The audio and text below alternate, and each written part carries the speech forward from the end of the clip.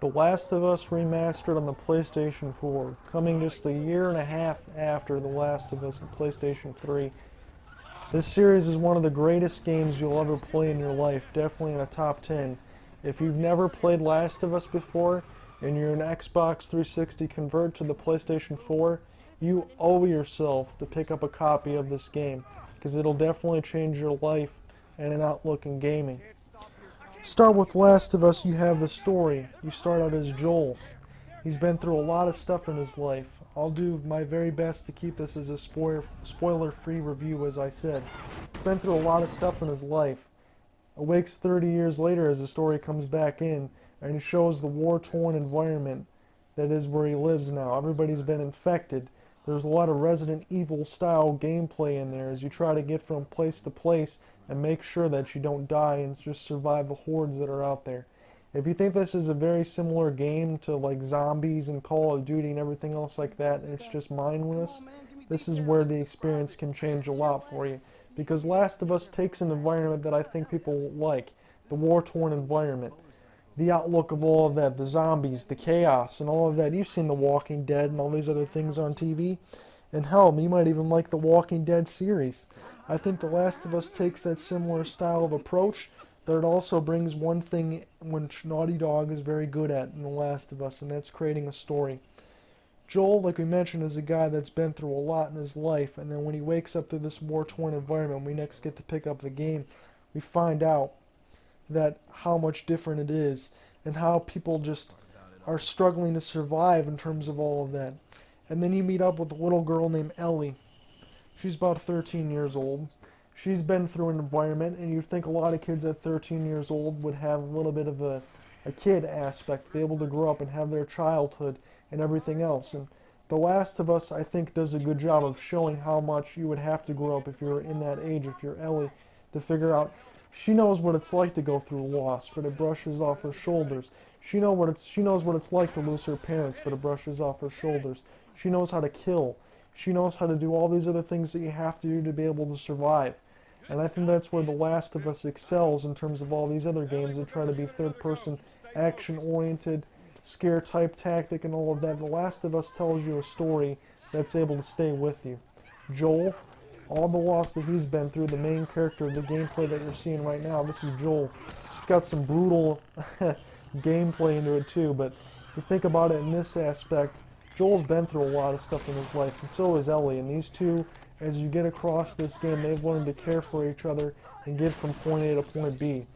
Ellie's a very special girl, and she has something that the Fireflies, which Joel and Ellie try to get to, that they want, and hopefully end up finding a cure for the rest of this stuff. Whether or not all of that stuff happens remains to be seen. I'm going to keep all of that spoiler free and let you guys experience the game. But as you go from character to character, you find out that you end up involving yourself as the player in all of their stories. You grow to care for all of these characters. You want to know what happens. And The Last of Us will definitely challenge you to do one thing that you normally don't do in video games, and that's probably show some emotion and maybe shed a tear. I'm not saying you're going to full-blown cry at the end of the opening sequence, but I would challenge you to not have a tear in your eye, because The Last of Us is an emotionally war-torn story that shows characters that go through a bunch of loss, and how they deal with it, and how they deal with this post-apocalyptic world. And Naughty Dog does a very good job of making you care about all of these characters, and you want to get to the end, and you're going to enjoy it the whole way. This game really takes you on a ride, and it never takes its foot off the gas. It may take some breaks from time to time to let you appreciate the scenery, but you take that as far as you want to go to. The Last of Us is an experience that should not be missed, and the story is something so special. I think at the end of it, you will be walking away saying, that was one of the greatest games I've ever played. In terms of this, if you think I'm a little delusional, I like to talk a little bit about a few side things in terms of this review, because I think it's worth mentioning. A generational gap. I was born in 1987. I was born when the regular Nintendo first came out on the market. The golden age of gaming. Back when single-player games were an experience. Something that the single-player games were was just you and the controller and the game. Certain games were good at telling stories, certain games had good gameplay, certain games had both, certain games had nothing. And when you played a game on the weekend, and you were a kid, you were like up to 10 years old, you rented a game from the video store, and that was all you had. You didn't really care about the flashy graphics, everything else that was out there now. Now I think these games, especially from the PlayStation 3 and the 360 now beyond, everybody's so hands-on, so plugged in. When you get a gaming experience, all you really want to do is hop online and play with your friends. You don't really care about anything else. You don't care about a story. Hell, it doesn't even have to have good gameplay sometimes as long as you can play with your friends and enjoy it. I think in that sense, The Last of Us is something that's very different. Something that has an experience that stays with you. Something that lasts. This game is something that doesn't happen now in today's market. And I think for that it should be commended. When I think about the favorite games that I've ever played, I think about games like Final Fantasy VII, Dragon Quest VIII, the Persona series, and Resident Evil. Final Fantasy VII, I know if you're an RPG guy or if you're not, that may not be your cup of tea, but back when it debuted on the original PlayStation in 1997, you had an experience. It was on a CD. You had more music, you had more sound, you had a story, you had an RPG experience from a company named Squaresoft. They were gods at the time of making RPG games. Able to tell you a story that spanned 3 discs. Able to give you an experience that lasted with all the characters. Gave you great turn-based battle strategy and all of that. You just grew to love the game. Dragon Quest VIII was another game on the PlayStation 2. Dragon Quest was the godfather before Final Fantasy even came out. One of the experiences that stepped in on the PlayStation 2 to showcase you the graphical power, but also bring you the single-player gameplay that you know and love, the turn-based battle strategy and characters that stayed with you forever. It told you a story, it helped you empathize with the characters and figure out everything that you wanted in an RPG. Dragon Quest VIII had it.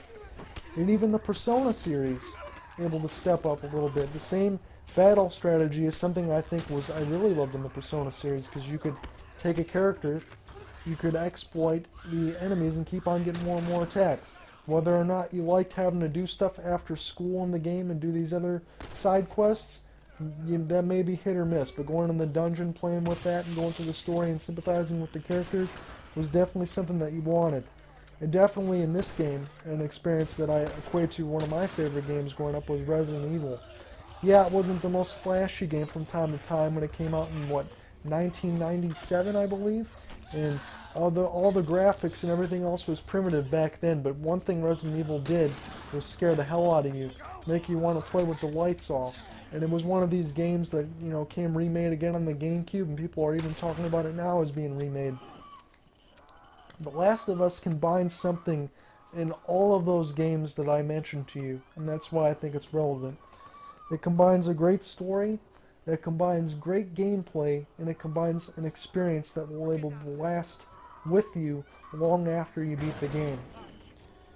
The one thing I will say about Last of Us is if you've never played it before, it's a $50 game now in the remastered version. It comes in 1080p, which is different from the PlayStation 3, which only could display 720, so everything else is a little bit sharper. And it goes from 30 to 60 frames per second, so the action never hiccups. It's always smooth, and it's definitely an experience. The remastered version is definitely where it's at. Does it look that much different from the PlayStation 3? Maybe not, but everything else is definitely sharper in 1080p. And you definitely get the same experience with all of the DLC included, including the Left Behind, which we'll talk about, and all of the multiplayer maps. In the Left Behind, you get the prequel of The Last of Us, all the stuff that happened to Ellie before the main gameplay started. I never finished it yet myself. I'm going to be getting onto that after I upload this review, and I might have some more to say about it then. But The Last of Us is something that comes free in this remastered version that has all the DLC. Now, to add with all the stuff that you play today, you always have to have an online component in terms of games that are now. The remastered version adds all of the DLC and all of the maps. You pretty much have 3 gameplay options. You have a supply raid, which is 20 lives, and when you finish out the enemies and you get the 20 lives with it's 4-on-4 combat, then you win. When you get rid of all their lives. The Survivors mode, I think, was one of my favorite ones. Is like Gears of War on the Xbox 360. Pretty much has you 4-on-4, you got one life, and you got to work with your teammates in order to get the job done. And then Interrogation is a mode where you have to unlock the enemy safe in order to win the game. You have to get a few kills in order to figure out where the safe is, and then you're on your own. You have to attack and defend, and the person that opens the safe the most, or the team that does it the most, or the team that can stop the other person from opening the safe at all, will win. You may think of it as a throwaway component, but whatever is there for The Last of Us in terms of these 3 game modes, and I would say maybe, like 10 maps, I believe it is. Played through enough of it now to be able to comment that what's there is a good package, but the reason why you buy Last of Us is not for the multiplayer. You buy it for the single-player experience, and I think that that's something that should be commended. I think the worst thing that I could say about Last of Us is that it's a game that's short and it's a game that ends. That's the worst thing that happens. When you're playing Last of Us, the game will eventually end. That's about all I can say. Because the experiences that are there will stay with you. You will enjoy it. I like the crafting system of Last of Us. It doesn't just hand you a bunch of bullets. If you play on the harder difficulties, you have to get your equipment. You have to craft what's there so you can get like nail bombs, Molotov cocktails, everything else. Figure out how to survive to get from point A to point B. I like that aspect, and that's what makes Last of Us a little bit different from these other action games, is that the ammo goes back to being a little bit more limited. The impact of this game, I hope, is something that can go forward as we talk about this I want it now environment and style of gameplay and all of that. I hope that when we get into this kind of game, that more single-player experiences like this will never go away. Because single-player experiences is what started the golden age of gaming, and Last of Us returns to that in a very fine aspect. And when I think about top 10 lists, when I think about the best games I play before I die, Last of Us is definitely on that list. I talked about the Final Fantasies, the Dragon Quest, the Personas, the Resident Evil, the Metal Gear Solid series, the Uncharted series. Uncharted and Last of Us, also made by Naughty Dog. Naughty Dog shows you, and with Jack and Dexter, why they're one of the best companies on the PlayStation today and why they deserve to be making games. Because they make stellar AAA titles, they don't release games until they're meant to come out, and when they come out, they give you an experience. Something that lasts with you forever. Not something that's going to be afraid to make you scared, but also something that's going to make you want to cry, make you want to sympathize with the characters. And The Last of Us is simply one of the greatest experiences that you will ever play, and now it's remastered on the PlayStation 4. So I would encourage all of you not to miss it. This is John Ott, the review of The Last of Us. I hope you enjoyed it. Peace, guys.